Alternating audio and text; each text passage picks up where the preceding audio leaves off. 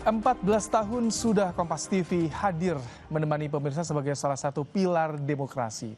Kompas TV berharap di usia ke-14 tahun tetap menjadi sumber informasi yang independen, terpercaya. Dikasihnya ke perwakilannya disebutin orangnya. Redaksi Kompas TV selalu berupaya menghadirkan berita yang akurat untuk mengisi ruang informasi masyarakat Indonesia.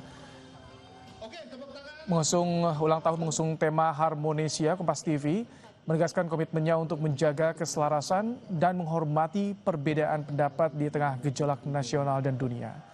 Kompas TV berharap bisa selalu menjadi panduan bagi masyarakat di tengah disrupsi informasi di era digital.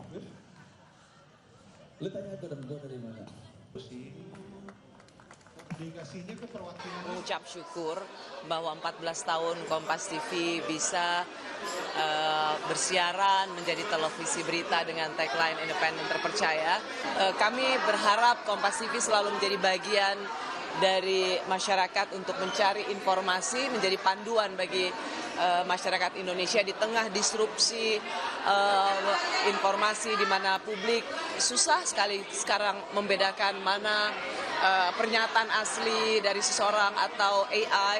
Semoga Kompas TV tetap menjadi acuan dan panduan masyarakat Indonesia untuk mencari informasi dan peristiwa yang faktual.